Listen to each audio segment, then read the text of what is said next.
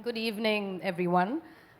We are here for a rather critical and timely conversation on AI and cybersecurity, a space that I think that's no more just about protecting our data and networks, but in fact moving on to far more critical things to think about, such as safeguards for digital trust, democratic institutions, and in fact even having an impact on geopolitical stability.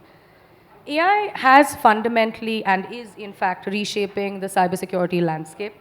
It's enhancing our ability to detect and respond to cyber threats in a much, much faster manner than we ever have. But equally, it's also expanding the surface for threat and attacks than ever before.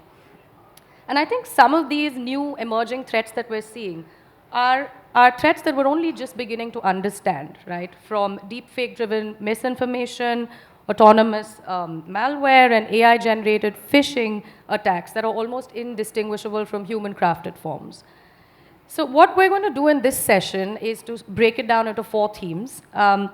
First, we'll look at AI in cyber sovereignty, because governments across the world are shaping their national strategies for cybersecurity. But AI is really shifting the balance. Because what I think is happening is that we are potentially seeing technical barriers being lowered for non-state actors, and equally there is an enablement of cyber terrorism.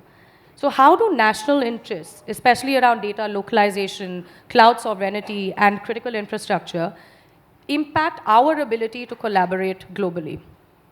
We'll then move on to the more pressing question of global AI cyber norms, because cyber threats, by their very nature, are borderless, and therefore it's come to a point that where we have so many voluntary principles floating around, can we actually move towards something that's more enforceable and interoperable? What role can the UN or other multinational platforms actually play in, what role can they play in this part, especially when we have concerns such as open weight models and backdoors in publicly distributed AI systems? We'll then move on to talk about the resilience in the age of AI, because I think beyond detection, what we need to be asking is if our systems are robust enough to defend critical infrastructure when they are really under real-world adversarial pressure. How do we handle the increasing autonomy of something like agentic AI? Because now it's not just detecting the incident, but it's also deciding how to actually independently deal with it. And finally, we'll tackle what we're calling the next generation of AI-driven cyber threats. The growing challenge of attribution in the age of misinformation, spoofed identities, decentralized attack vectors. Who do we really hold responsible, and how do we even trace back the origin? So we're fortunate today to be joined by experts spanning government, global institutions, and industry, each bringing a unique lens to this rather complex and high-stakes dialogue. So I'll get right in, and we'll just move into theme 1, which is AI in cyber sovereignty. To begin, I think what we'd like to look at is what are countries doing about AI threats? And Ernst, I'm going to come to you. If you could talk to us a little bit about what countries are doing to address AI threats, particularly in a more geopolitically divided world. Thank you very much for this not so easy question. But first of all, let me stress also the positive effects of AI, because otherwise you will say a European is sitting in a panel only talking about threats. So really also we believe in the enormous potential AI has. But indeed, it comes also with threats, like all new technologies, and especially now also with AI, with a lot of also unknown threats. And the world is divided, like you also said, but we see still cooperation that is possible. A year ago, we agreed actually on the first AI resolution at the UN General Assembly. 120 countries supported that resolution, and it was adopted by general consensus to work on a secure, safe, and trustworthy AI, furthering the development of humanity. And it was explicitly also mentioning that 17 SDGs could be furthered by using AI. And also of past year, we've seen the Global Digital Compact, the UN Scientific Panel on AI, the Global Dialogue on AI, which is encouraging signs, of course, of collaboration at UN level. At other levels, of course, I should not fail to mention the AI Impact Summit next year, following the earlier summits we had in UK, France, and South Korea. Also, an important part where AI will still be more incorporated, it's a difficult platform, is the Open End Work Group and its successor. where we try to agree on norms. We all know it's not easy to agree on. We are now working on how to implement norms, how to protect our critical infrastructure, for instance, in that sense, how to create capacity and support others in capacity building. Now, within the European Union, it has been mentioned already a number of times, we have the AI Act to ensure trustworthy and safe AI in our European Union. We see, actually, I mean, it's often been criticized, the European Union is regulating too much, but we see already the Brussels effect of the AI Act. We see many countries looking at the AI Act. Well, how can we adopt it? I think even also in India, everyone agrees we need guardrails. We need to work on safe and secure AI, also to create trust amongst our citizens. Because that's, I think, crucial, that if you have trust in systems, then you will adopt it. And if you don't adopt it, there won't be innovation. So that's also in the interest, I think, for enterprises, for innovation, that you have a level playing field and trust amongst our citizens. And then you also see a lot of innovation furthering it. So let me stop there. Thank you. Thanks, Ernst. So I think, Maria, I'm going to come to you next. From what Ernst mentioned, it seems like there is a lot going on. Every country at its own level is taking a lot of initiative. But to some extent, a lot of them do remain voluntary, right? And so do you feel that in the absence of having something that is more enforceable, perhaps, to act as a deterrent, that AI has increased the risk of non-state cyber threat actors? And are we going to be seeing more AI-driven cyber terrorism in the coming years? And what are countries really doing to protect themselves in this regard? Yes, I think we discussed at length today AI as a chance and as a challenge. And in this regard, I think, yes, it will increase the proliferation also to actors, to malign actors and malicious actors, state actors, state-sponsored actors, and non-state actors. And it will increase also the depth and the velocity of attacks against our economies worldwide. So we have to manage those growing threats at the same time as it is a big opportunity to businesses. We heard the panel before. In India alone, 900 million people using for business services, AI, and so on and so forth. And this growing challenge, in the absence of binding norms, has to be managed by a state, group of states, and ultimately at the UN level. Just to mention this, in the European Union, the day before yesterday, published the Commission a strategy, AI continent. What is in the strategy, given the fact that 85% of all big tech companies and also AI companies are US-based, 5 to 7% China-based, and you, India, and we, European Union, share the rest of the business cake. And everybody wants to grow this. India wants to grow this, and the European Union as well.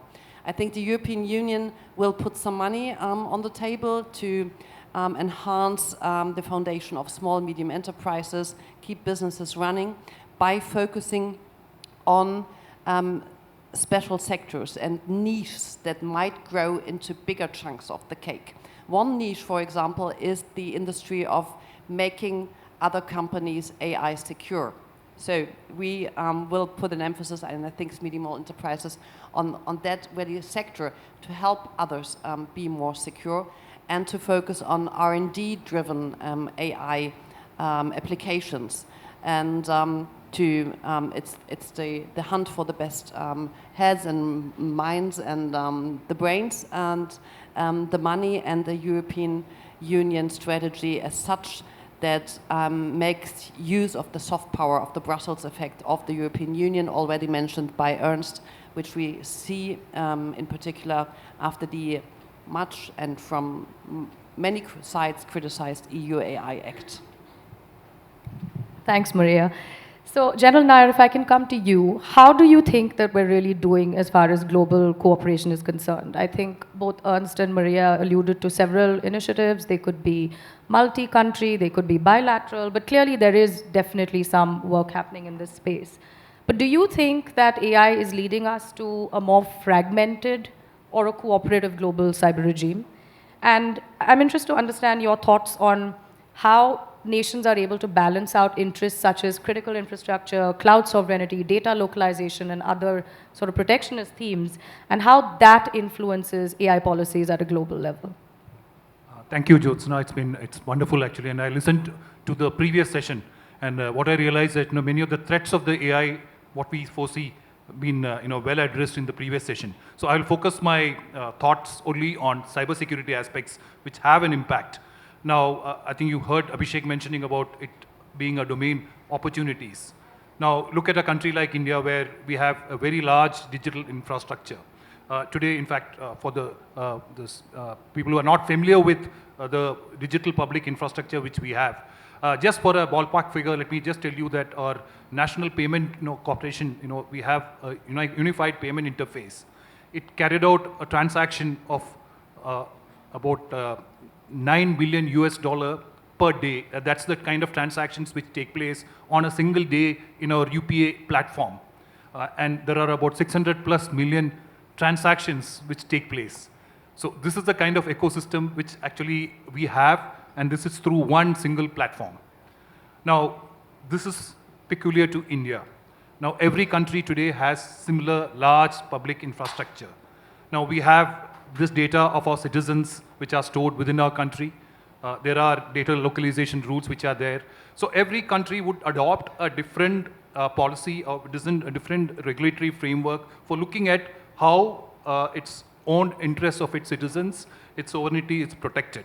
So I would feel that currently the entire model is fragmented in its approach because the national requirements of every country actually varies based on so many geopolitical issues which are there. Now, despite that, we need to have global cooperation in this domain. As was highlighted again in the previous section, actually we are actually looking at having that impact when India hosts the next AI summit here. We are looking at getting all of them together to see how AI can have a positive impact on a large country like ours and similarly placed nations across. That's where we are looking at. Now, the challenges are enormous. The cybersecurity, again, I mentioned that I'll only view from a cybersecurity point of view. There are a large number of actors, threat actors, looking at this particular domain. There are changes which take place on the technology domain which are manifesting on AI itself, where we find generation of new threats, malware rewriting coming onto the ecosystem. And we also have an added challenge of supply chain. Like all of us have digital public infrastructure which is of varying vintage. We have legacy systems which have very limited, I should say, rather poor cybersecurity norms. We found that during the COVID, the pandemic time, the focus of every nation in the world was to have the digital public infrastructure reach to every home, reach every citizen. So at that point of time, maybe cybersecurity aspects or aspects related to security of the networks took a little backstage. The intention of nations was to reach everybody, address, like even we had in our country, education reaching out to the remotest corners of our country through the digital public infrastructure which we had. So are we in a position to address each of these challenges in a environment which varies significantly across nations? But the cyber threats today are across boundaries. It can be reaching out to any part of the world from any part of the world. So we need to have a lot of cooperation, a lot happening bilaterally and multilaterally.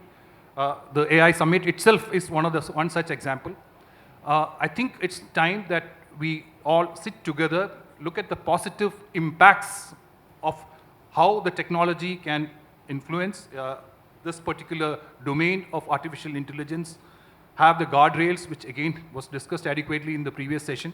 And I think we need to sit together, form guardrails, look at future to see how the entire landscape can be protected with threats. I won't say that there will ever be a perfect cybersecurity ecosystem, but I think Jyotsna, you yourself mentioned that resilience, getting back to what is probably the best way to restore systems if there is a cyber attack, and that's the way I think we should look at the future in so far as AI is concerned.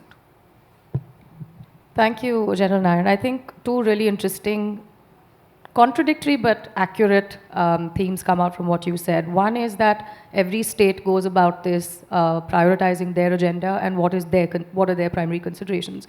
But equally, there is a need for global cooperation. And Catherine, if I could come to you, I think as the UN, what better place to sit at and sort of marry common interests between nations, but still sort of respecting nuances and differences that may be unique to those countries.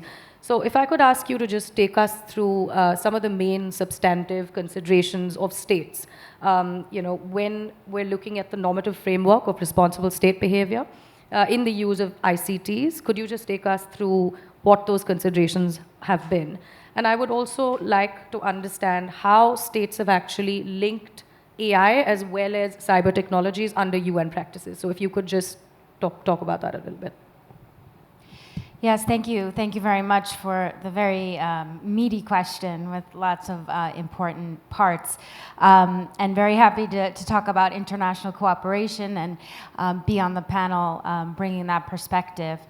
So I think it isn't very important to look at this issue at multiple levels, and I think the panel demonstrates that multidimensional approach from the sort of national, private sector, industry perspective to the overarching national approach to a regional approach, and then of course there's the global multilateral approach. And at the UN, particularly on cybersecurity, there's been more than 20 years of really substantive, consistent work on the issue of state use of ICTs and how states can use these technologies in a way that doesn't threaten international peace and security. So what that means is to prevent the escalation of tensions, to prevent the escalation of conflict into the cyber domain. But of course, the threat landscape is not static. So states are very much looking at how AI is changing that threat landscape. And we've already heard a lot of good commentary on that, including your introduction about autonomous cyber operations, what they look like, the use of generative AI to develop malicious code, which sort of lowers the threshold for engaging in malicious cyber activity, which is already low. And then, of course, there's also the positive side, as Ambassador Norman mentioned, about how AI can be used for threat mitigation, how it could scan tremendous amounts of code for vulnerability at a pace that far exceeds the human being. So all that being said, what states have done is develop this normative framework for responsible state behavior, which has been mentioned already. And I think the important thing to note about this framework is that it's a set of voluntary norms. And you've asked a question already of the ambassador about enforceability. But I want to underscore the value of norms, and that while they may not be a legally binding instrument as such, they set the standard or sort of an expectation of how states are to engage in cyberspace. So these norms are quite straightforward in the sense, and they're not complicated. They're both positive and negative commitments of states, things like committing to cooperate with each other, committing to stop crime and terrorism through the use of ICTs, to respect privacy and human rights. And the important thing about these norms is I think that they were developed in a way that are technology neutral. And I think that's important for the conversation today, because they don't mention AI per se, right? Or they don't mention quantum computing per se. And I mentioned the evolving threat landscape. And I think that these norms are meant to stand the test of time insofar as setting the general rules of the road in the digital domain, so to say. So while that's true, states are still very much engaged in the discussion about how the implementation of the norms is impacted by the AI evolution, as it were. So things like disclosing vulnerabilities, how AI might impact that, the commitment to protecting human rights, how might the use of AI impact that commitment? How might AI impact states' commitment to protect critical infrastructure?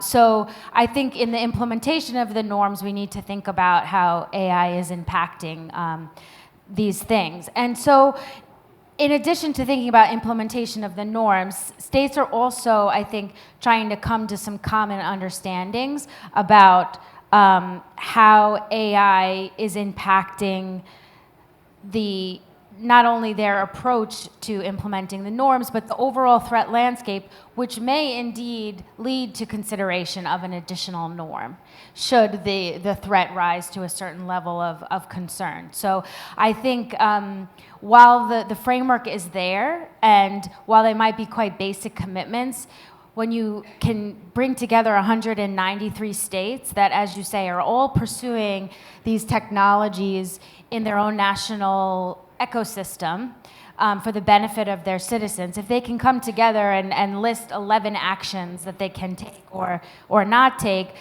that's a real important baseline. So we want to hold on to that while also bearing in mind, the technological developments such as AI. Thanks, Catherine. I think what I took away from what you said is that the way to approach this is to identify those commonalities, which regardless of the distinct nuances for each jurisdiction would sort of hold everyone together.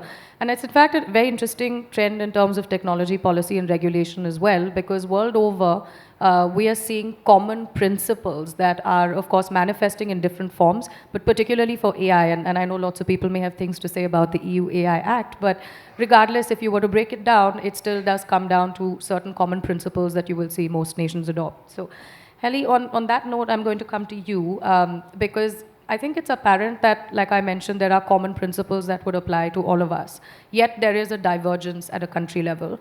So how are countries shaping their own domestic cybersecurity strategies? And is there a huge delta between each of these domestic strategies and what we're trying to achieve as far as a global framework is concerned? So I don't think that there are countries which are not concerned about AI these days. And all the good cybersecurity measures are already including the AI detection tools in order to respond to the AI-induced threats.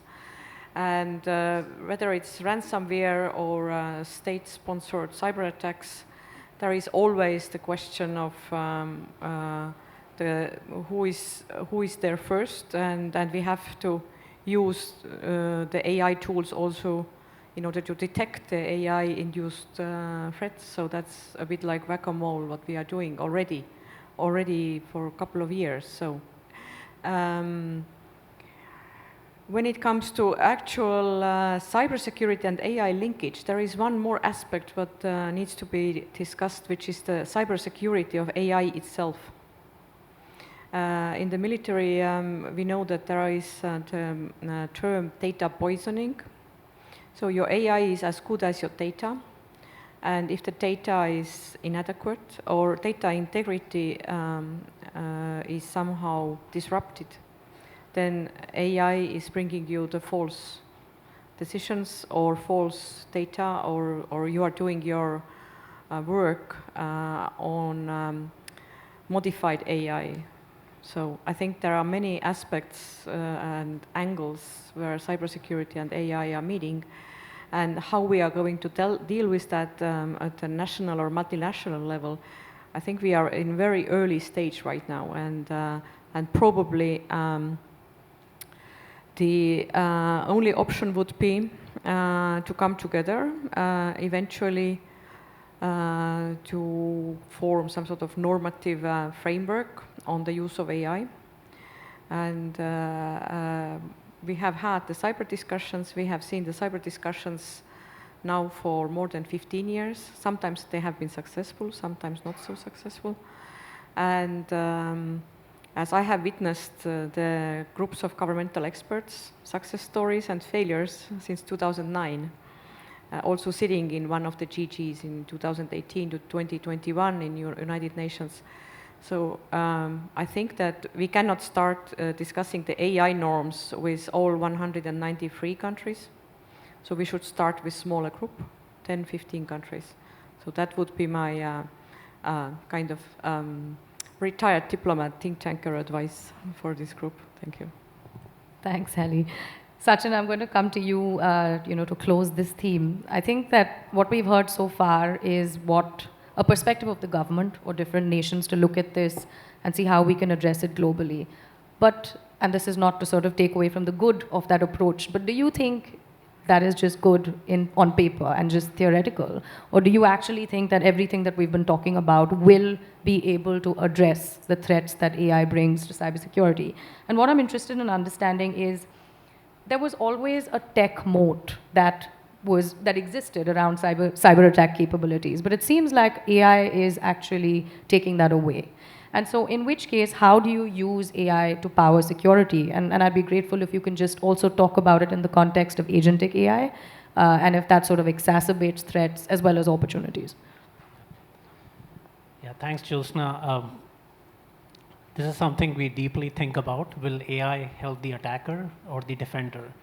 I think that's the core question, because the new LLME thing, where will it land? And I think, as Catherine, you mentioned, definitely the bars are getting lower for a novice attacker. They can now quickly jumpstart and have a very complex attack.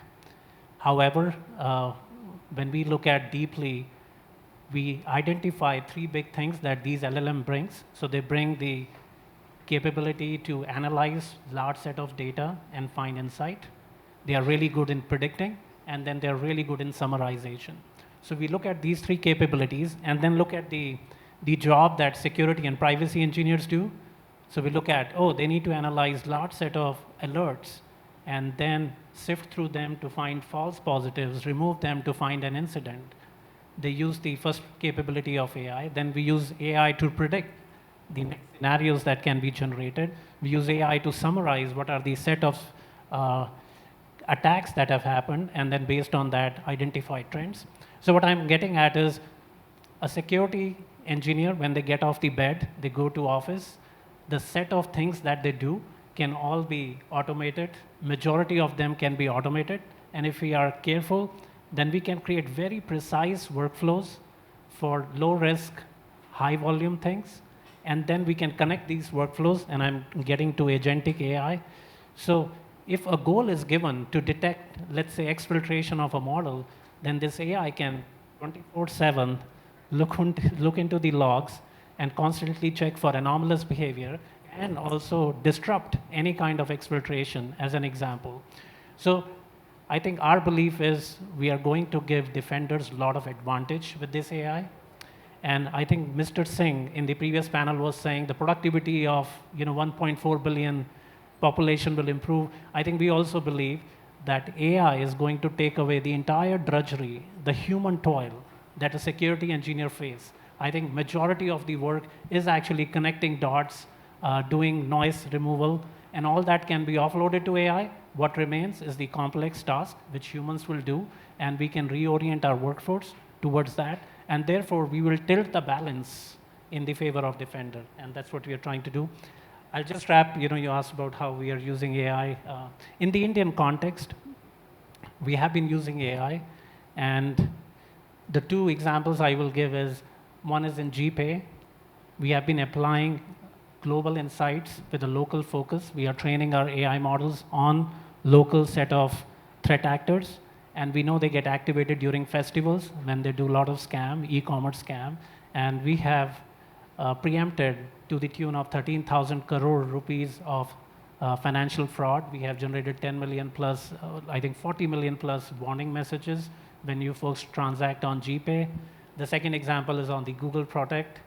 So Google Play, when you try to download apps, we actually review 200 billion apps every day through our AI, and we have been able to remove 10 million plus predatory loan apps from Google Play. These are just two examples. There are many, many examples where AI inside the Google products are defending us in India. Thanks, Sachin. I think as we talk about global norms and frameworks, it's also important to be able to share these learnings because they're equally important to the kinds of threats that all of us are facing. So with that, we'll just transition to theme 2, which is global AI cyber norms. I know we've touched upon it already in the first theme. However, it'll be good to sort of drill down on some specifics and examples. So Yatin, I'm going to come to you first because we've all been speaking about it more from a policy perspective, what kind of norms that we can actually set.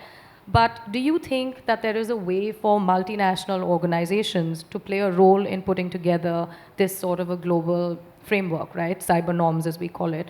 And what are the contours that need to be considered, particularly when you're looking at something like international cooperation?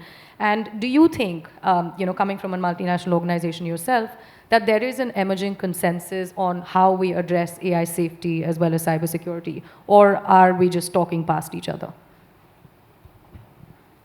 Thank you. So I think I want to define this in an order of how actually AI is securing or increasing the probability of the attacks taking place so that we can define how those procedures take place. So like coming from MasterCard, we have been using AI in our ecosystem for decades now, protecting each of the corners where a financial transaction can go wrong.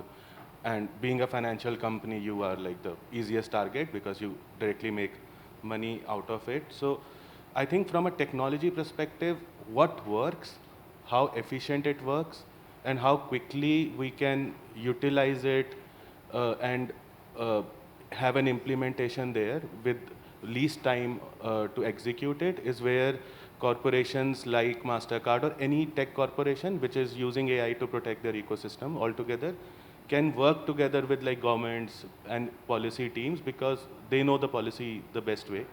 But from a tech perspective or from an implementation perspective, how AI technologies, various protection measures, in essential, an AI is an optimization problem. You need two things. You need the compute or you need the data.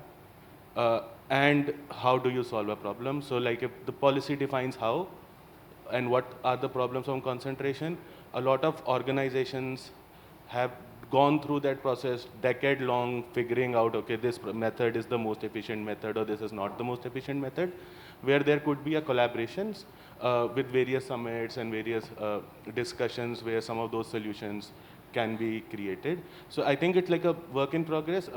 As organizations, there is a lot of interaction that we keep on having so that we can share all the knowledge and the expertise that we have developed throughout the decades of developing such systems to protect our network.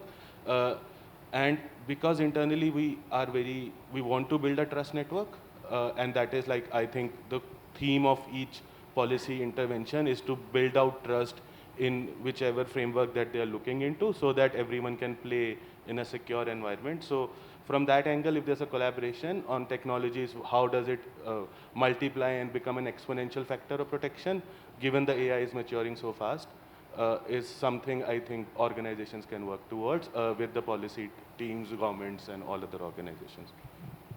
Thanks, Yatin. Maria, I'm going to come to you. I think we've heard both from MasterCard and Google here that there is definitely a contribution that multinational organizations, the private sector, etc., can play in even shaping how some of these policies come about. So what are your thoughts on how we can come up with these global norms for AI, particularly taking into account, some of the learnings that multinational organizations bring, and how do we actually make it effective so that it stays close to what we're trying to achieve as opposed to, again, theoretical, great ideas to talk about, but we really need to see them come to life? Not an easy question, as you know, as we all know in the room. I think what is really key, when we talk cyberspace and AI, is a multi-stakeholder approach, and what it really means. And we here in the room, we live it. We have NGOs, we have governments, we have companies, and we have scientists and think tankers. But it's not the norm out there in the world, and for many, many countries, including big countries and important countries also in the AI industry, it's not a given. And we have, especially on AI, a fast-moving and vast landscape of international governments in development. We have the OECD, we have UNESCO, we have the EU, we have the United Nations, but United Nations meaning Geneva and New York. And as you forgive me, there's a little bit of struggle between the two cities, who does what and when and why. And we have a network, for example, of global AI safety or security institutes.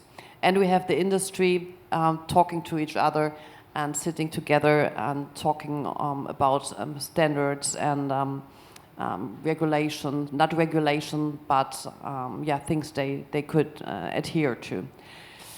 That's a very fast-moving, vast landscape. Should we concentrate on one or two processes? Should we do it all together?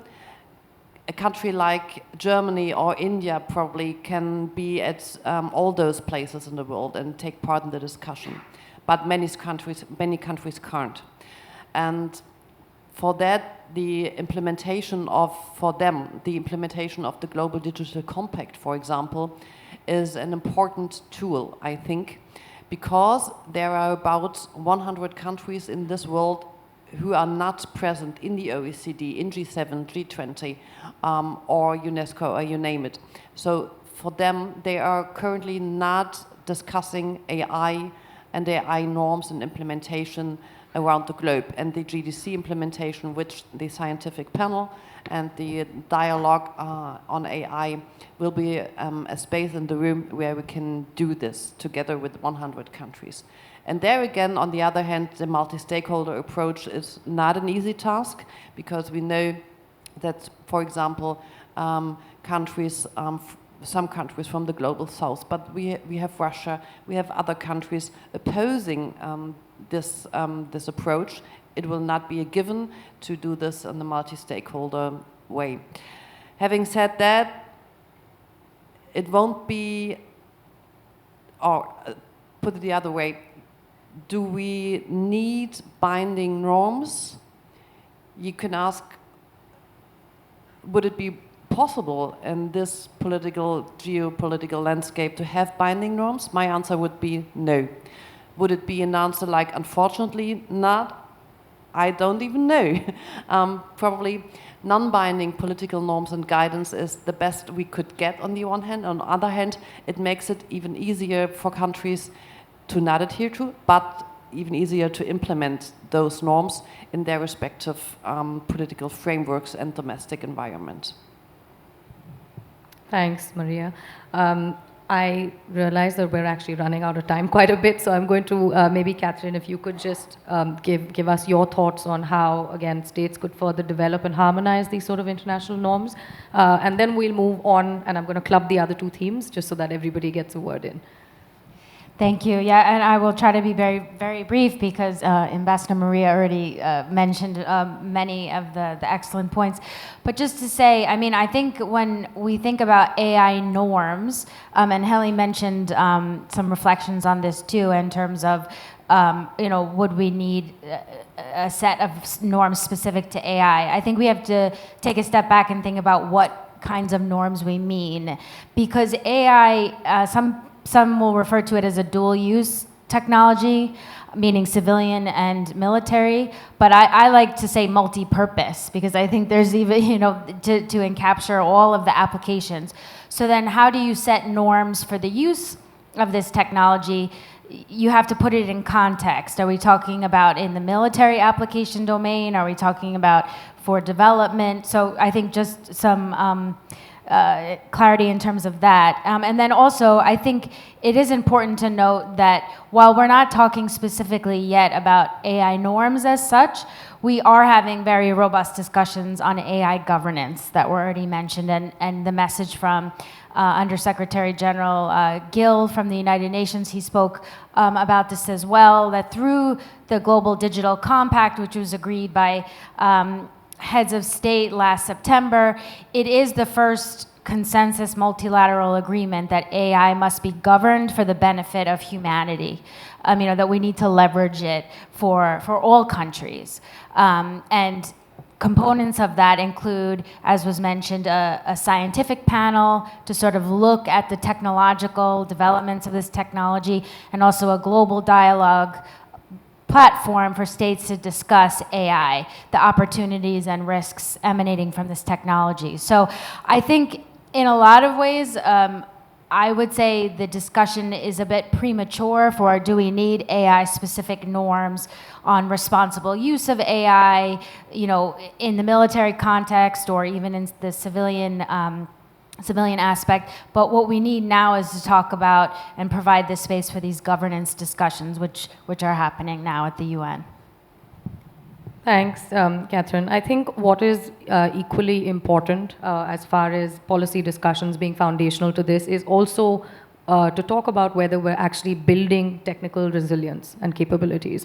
So General Nair and Sachin, I think I'm going to club these questions for you all, but could you just talk a little bit about how we are building AI-enhanced cybersecurity capabilities, and this whole point on secure AI, because we need to ensure that the AI that we use is also secure. And just in a world where we're dealing with, deep fakes, we're dealing with disinformation, and even the impact of all of this on something like electoral democracy. What are your thoughts on the kind of resilience that we need to build into our AI systems and models? Thank you. I think you heard the discussion on, how it's very difficult to have norms which are binding on countries today, because the ecosystem is, entire landscape is so full of challenges. You have so much of data. In fact, my personal feeling is that that practically all data which is available across the entire internet today is actually being scraped and used by some AI platform.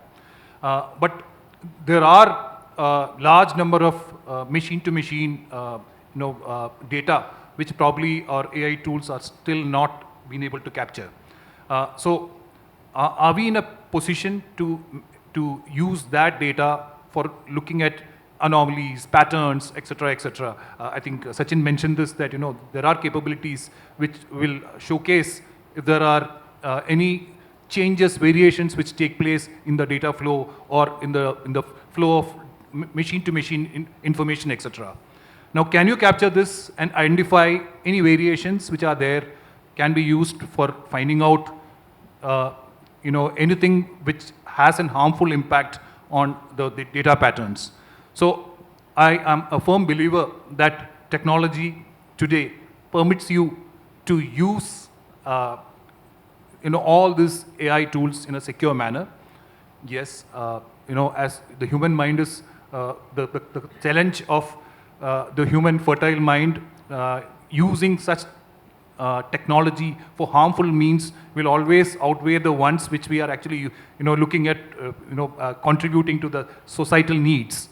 So this conflict will continue, but technology today definitely has capabilities to detect the anomalies which are there, patterns which I had mentioned. So I think we have reached a stage where we should be able to detect in the way data can be manipulated, like Josna mentioned about deep fakes. Today, I think it is possible. Can we look at frameworks where we leave an imprint so that we can identify the first source, the authentic source? This is something which, again, the nations can sit together and discuss that as a norm. Can we identify the first print which has an authenticity? Can we have some imprint left on it? There's a signature which is there, which we can identify that this is the true first original print which is there on the digital domain. Now, these are some of the measures which we can actually use, but to the manipulation of data through, I'd mentioned, the entire landscape so fast, changing so fast. She mentioned about quantum. These are all emerging domains where it has significant impact on the data flows across nations. So the only way we can probably tackle this is to sit together, have coordination between various nations, the bodies which are looking at incident response, etc., sitting together, passing on information on quick time between nations. So this is the only way we can protect our data for citizens. Jyotsna. Can I approach this in a sentence, watching the clock ticking? So real quick. So 2 parts, secure AI. So as you know, Google is not new to AI. We have been launching AI. Somebody said 2017, the first Transformer paper was written by Google. Then AlphaFold, you all of you heard. When we were evolving AI, we were also evolving how to secure AI. So all that infrastructure got built. And thanks to the resources we had, we have actually published all the best practices, how to secure an AI and build an enterprise-grade AI. It's called Safe with AI, Secure AI Framework. Talking about misinformation, thanks, General Nair, we do have a synth ID, a metadata which you can attach on a generated content, and it gets into the waveform of the audio, pixel of the image. You can't see it from naked eye, but GenAI can tell you it's a generated content, not an original content. I think that it's an ecosystem problem, not just technology problem. We have been working with government, academia, researchers. You have heard of this Shakti initiative during elections. Google is partnering to make sure local fact checkers, local media publishers understand all this, and together we can solve or at least mitigate the problem of misinformation. Thank you. Thanks, Sachin. I know we're on the arc, but we do one last question for 3 minutes? No? Okay. Thank you so much. Clearly, this is one of those topics that an hour and 15 minutes is not enough for, but I hope we can continue to speak about it over dinner and the rest of the conference. Thank you all for your time.